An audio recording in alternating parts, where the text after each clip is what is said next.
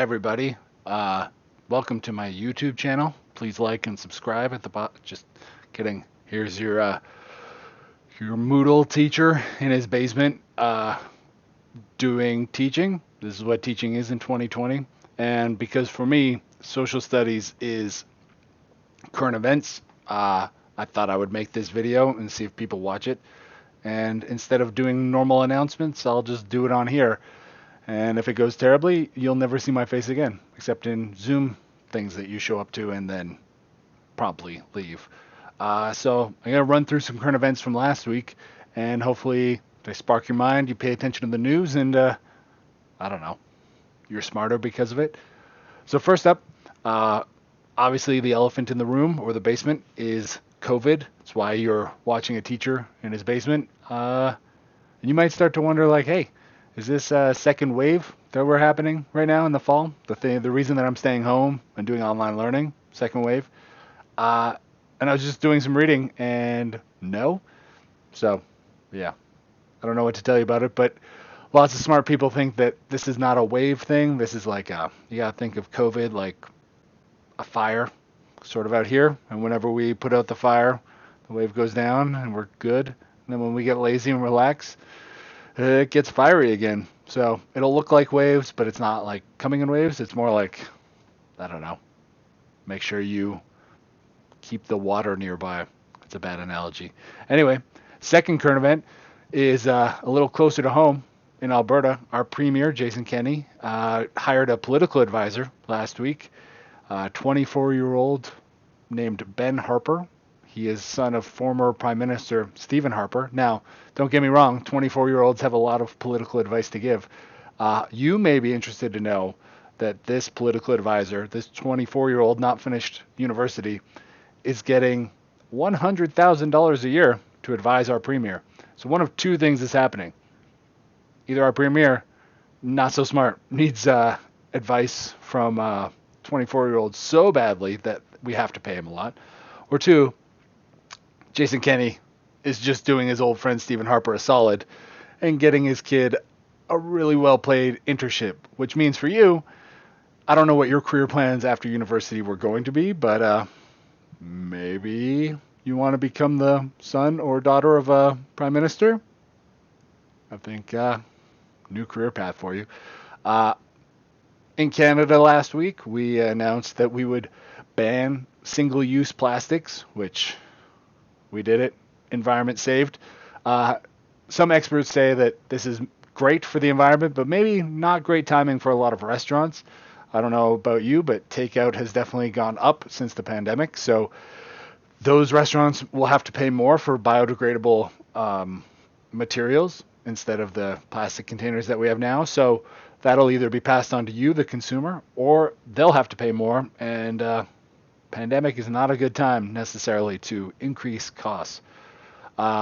Looking down south, Donald Trump, obviously. I'll skip all the like usual stuff. And he had a balcony rally, very Mussolini-esque, where he stood at the balcony and spoke to about 500 supporters at the White House. Now, never mind what he said, but it is an interesting fact that he was violating the law, that it is against, I believe, the Hatch law or something.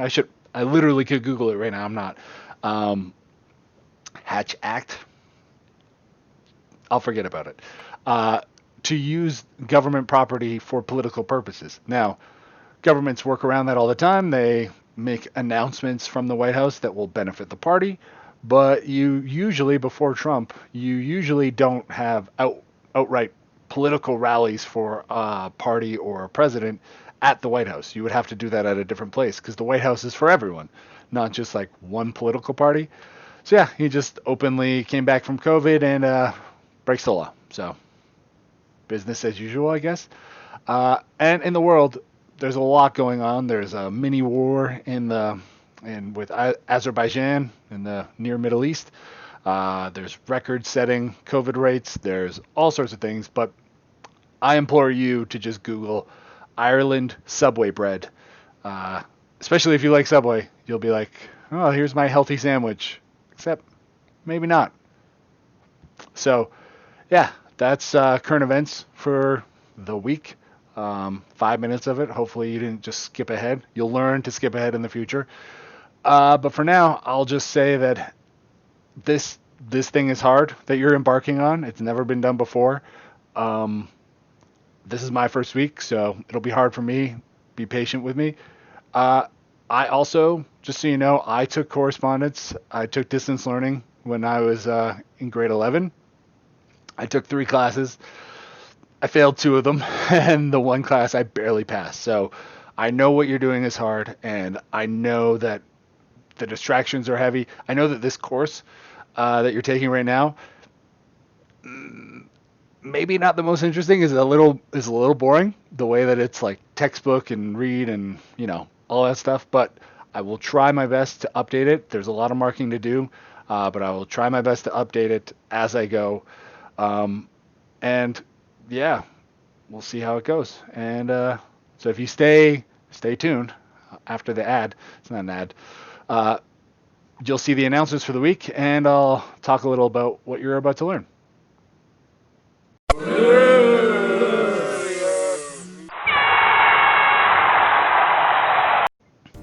All right, grade 10s, so let's get into it.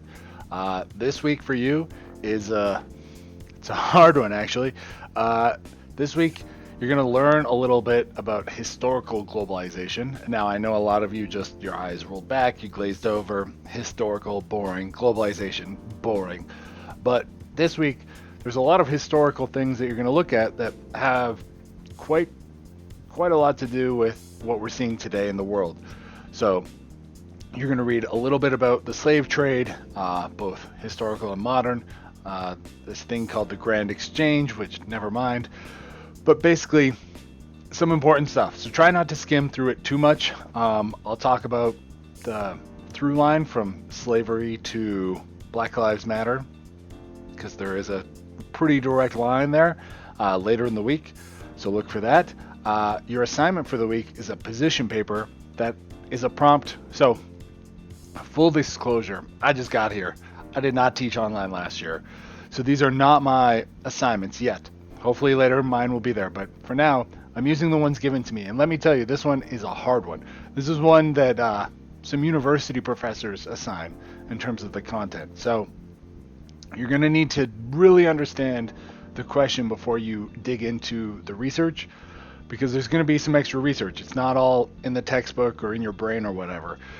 So yeah, the due date is not this week. I think that would be crazy to do. So position paper, not this Friday, but it'll be due the Friday after.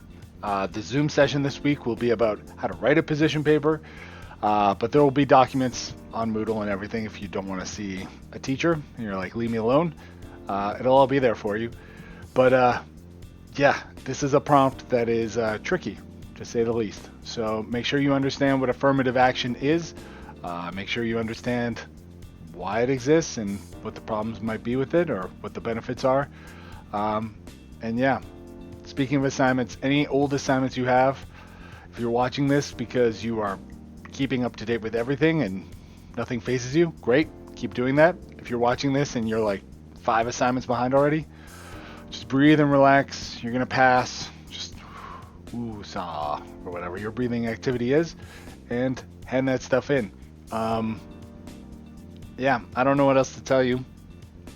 Come to the Zoom session. I'm going to keep the schedule the same this week that it was last week and the weeks before. I'll keep using what Mr. Harris had set up, and if we don't like it, we'll change it. But for now, I will see some of you, all of you, probably not all of you. I will see a couple of you in the Zoom sessions later this week.